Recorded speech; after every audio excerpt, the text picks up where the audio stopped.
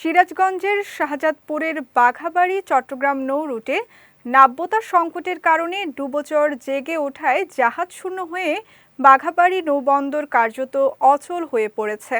এদিকে অভিযোগ রয়েছে ইজারাদারের অনভিজ্ঞতার কারণে বন্দরে ভিড়ছে না নতুন কোনো জাহাজ, ফলে বেকার হয়ে পড়েছেন ৫ শতাধিক শ্রমিক। শাহজাদপুর থেকে জাহিদ হাসান মুন্নার পাঠানো তথ্যচিত্রে বিস্তারিত ডেস্ক রিপোর্টে। ১৯৮৩ সালে প্রতিষ্ঠিত হয় সিরাজগঞ্জের শাহজাদপুর উপজেলার বাঘাবাড়ী নৌবন্দর। সহজ যোগাযোগ ব্যবস্থার জন্য উত্তরাঞ্চলের ১৬ জেলার রাসায়নিক সার, কয়লা, পাথর, সিমেন্ট ও জ্বালানি তেলবাহী কার্গো জাহাজ পূর্ণলোড হয় এ বন্দর দিয়ে। কিন্তু এবছর শুষ্ক মৌসুম শুরুর আগেই অস্বাভাবিক হারে নাব্যতা সংকটের কারণে জেগে উঠেছে ডুবোচর। ফলে চট্টগ্রাম ও মোংলা নৌবন্দর থেকে কার্গো জাহাজ পূর্ণলোড নিয়ে বাঘাবাড়ী নৌবন্দরে যেতে পারছে না। অন্যদিকে বন্দর ইজারাদারের অব্যবস্থাপনায় বন্দরে আসছে না পণ্যবাহী নতুন কোনো জাহাজ।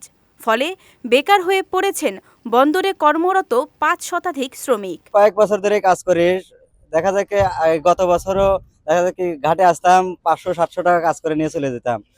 এই বছরটা এসে দেখতেছি যে নিয়মিত এরকম জাহাজ আসে না।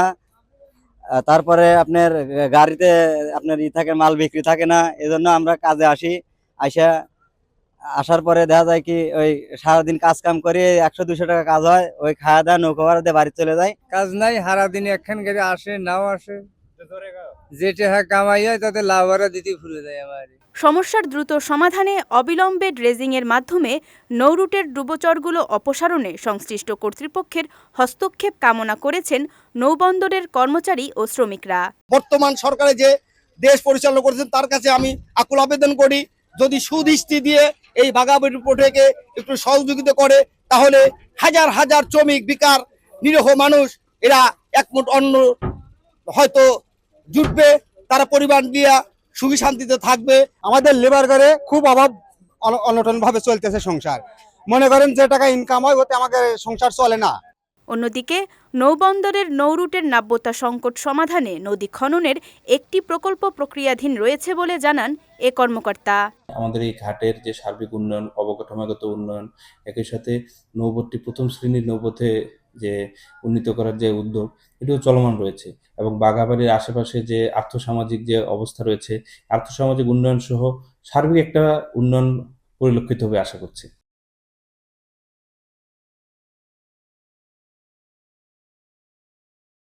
বাঘাবাড়ী নৌবন্দরকে প্রথম শ্রেণীর বন্দরে রূপান্তরের প্রচেষ্টা চলমান রয়েছে।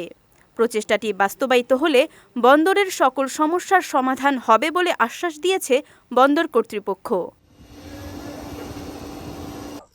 বিজয় টিভি নিউজ ডেস্ক।